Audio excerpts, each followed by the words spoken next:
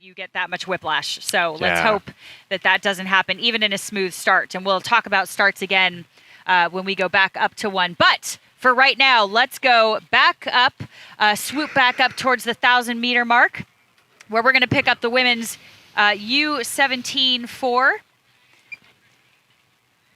Let me give you some lanes there. In lane 1, we have Inglemore. Lane 2, Holy Names. Lane 3, Everett. Lane 4, Green Lake. Lane 5, Rose City. And lane 6, Lakeside. And as soon as we can, again, we will give you some better placing as we find all of our best angles here, so we look great on camera.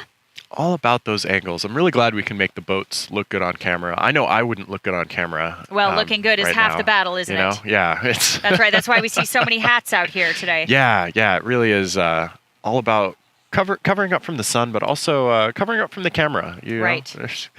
Got to be modest. That's right. Huge shout out to our volunteers and officials real quick. I think that there's so much to be said for the referees and everybody and the timekeepers that are keeping this thing running smoothly. We are on day 3 of a long weekend. And here we go. I think our drone is about to catch back up with the action in this women's Coxed 4 event on the U17 A final of this. Pretty awesome stuff. We've got, I think, a clear leader right now in Everett. Is that Everett? Way to go, Everett. Hot diggity. Everett followed very, very closely. We've got a pretty good three boat race happening. We do. Behind Everett here, I believe, with Green Lake, Rose City, and then jumping over to the other side, Holy Names, a name that we see again and again just behind our leader and throws down an incredible sprint again and again and again. So I'm always keeping my eye on Rose City because we have seen incredible sprints from them. So never discount those Rose City boats. Yeah. And it looks like they're almost at 300 meters to go. And I am very curious to see if Rose City is going to make it through Green Lake here at the top of your picture. Similarly, at the bottom, Holy Names might have just enough runway if they really kick it into high gear to potentially contend for that bronze medal. But I don't know. It looks like Rose City is starting to gain speed. Looks like Rose City is walking through Green Lake. Do they have enough runway? Will Green Lake be able to maintain that silver medal position? Meanwhile, it looks like Everett is not going to be able to be touched there in that gold medal spot.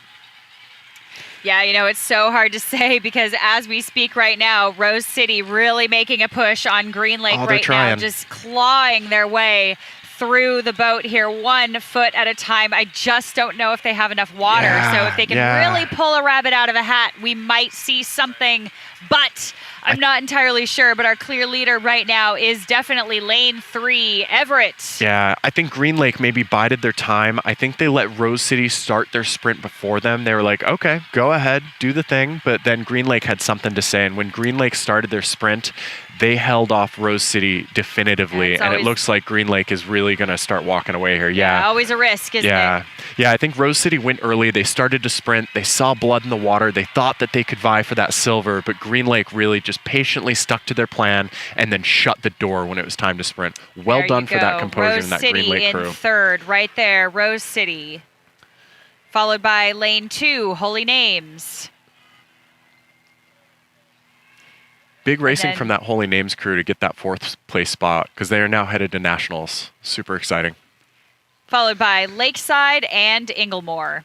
Heartbreak central for Lakeside. They look exhausted and maybe a little bit disappointed to not have clinched that 4th place position. Congrats to Inglemore just walking it across the line there. Big ups to everybody that made it to the final. The A final is a coveted spot, especially in some of these events where there are multitudes of boats. I think that this event, we had close to 20 entries, which is huge for a bigger boat class like this. And so to make it to an A final is in of itself quite the accomplishment, especially in a pretty competitive environment like the Northwest region. So we've got another set of races coming your way. Up next, folks, we are looking at the B final of the women's U17 Coxed 4 just getting off. And we're looking at lane 1, Holy Names, lane 2, Everett B, lane 3, Olympia Area Rowing, lane 4, Commencement Bay, lane 5, Holy Names, and lane 6, Pocock. Here they go. They are off. They are started. They are ripping. They are roaring. Here we go, folks. Our drone is back in the sky and giving you those beautiful pictures. We're about 3 minutes and 15 seconds into this race. All the way over on the right, you can see Pocock, just to kind of orient you to the screen. Lane 6 is on your right. That is Pocock in lane 6. And all the way over on the left, that is Holy Names. They've got those distinctive blades with the triangles, the white triangles on the end. That is lane 1. And our race leader right now appears to be Commencement Bay.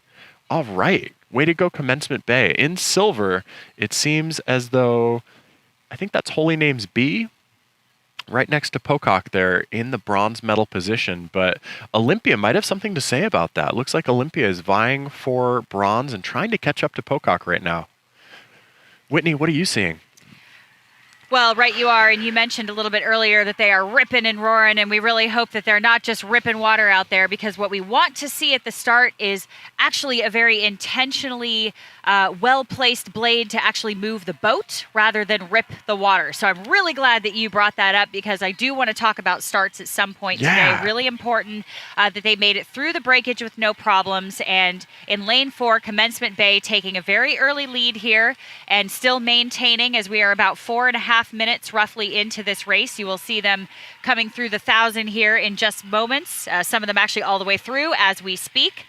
So very, very good performance here. Very good first half from Commencement Bay, and they have shown us time and time again that they are certainly not ones to be messed with in this third 500. So I think we've seen a few crews that have really started to stand out here as a pattern in general with their fitness in the third 500. So very, very impressive. Again, we may see a few of the crews behind them. So again, just behind them, I want to say that was Holy Names on the outside, and then Pocock on the upper side of your screen right there. But we still have open water separating all three of these crews. Now, I'm guessing, again, just a prediction, that we're going to see some moves here at about the 1250 from Holy Names and Pocock, because they are not going to want to let Commencement Bay get away with this that easily. Indeed. And I think they're also going to be nervous about Olympia, who is not lost contact there on the right of your screen. Olympia is holding that 4th place spot, that all-important national qualification spot. You know, the medals are great, as I said before, but really, do you want to get to nationals? Do you want to go to Florida? Do you want to throw down against the best teams in the country? And that's a pretty exciting prospect, because at the end of the day, a lot of rowers are going to have their season end, and so those that make it in those top 4 spots will continue their season and get to keep racing, keep training, and keep the magic alive for another month or so. Yeah, well, unfortunately, in the B final here, these crews don't get to move on, but we'll maybe see hope for their teammates that just raced before, and we'll get to move on again next year. But you're right, that is always the ultimate goal, right, to get to that national championship. So I forgot we were in a B final. Whitney, you were keeping me honest here. Thank you for that. I apologize to our listening audience. That T hasn't quite kicked in yet. But no, it has not. That is all right. We will get there soon enough, I'm sure. But again, very well raced here by Commencement Bay. Again, they have shown time and time again as they start to come into the red zone very shortly here, come down to the beach, definitely, and come keep an eye on these U17 4s, because I have to admit, these do not look like U17 athletes. No. I'm very, very impressed at the level of rowing and the composure all the way through this race here. And again, Commencement Bay just proving us right again and again and again. Our prediction that we actually just based on trends from yesterday, showing us again and again that they're very, very fit in the third 500, which makes it extremely exciting. But we cannot overlook Holy Names. They're coming up. That is coming up on them, definitely bringing the rate up, and I'm going to try to get a rating on that for you. Yeah, Holy Names. For that Holy Names crew, because they are definitely a no-mercy crew on the outside here, rowing at a 36 already. My guess is they're going to go up again. Yeah, this might be a multi-tiered sprint. I think they did just go up again. I think they're starting to ratchet through the gears. Yep. Commencement Bay, meanwhile, though, has just remained consistent. You know, maybe they're just that confident in their sprint. But I will be very curious to see if Holy Names continues to reel in Commencement Bay. And if there is enough real estate for them to make a mark and potentially dethrone that gold medal position that Commencement Bay has. I think Commencement Bay just started their sprint. I think a hawk actually just grabbed a fish right in front of Holy Names. Wow, that was so cool, folks. Really lively nature here. Very cinematic views, right?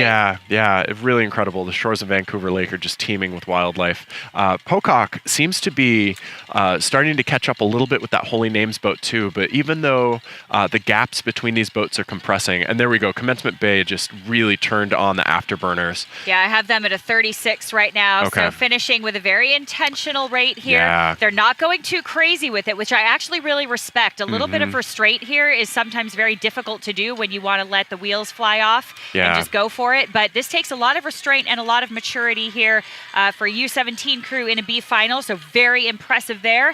First place, again, crossing the line, Commencement Bay, followed very closely by Holy Names, followed by Pocock. And then if we look to the outside here for us on the shore, I think in that third place, in that third lane there, Olympia, followed by lane 1, Holy Names C, led by Fiona Hawkins there, bringing her crew into that 5th place position, and rounding out the field again will be lane 2, Everett Rowing B. Big ups to Everett. As I mentioned, they've got distinctive, beautiful, high-vis headwear. Love to see it.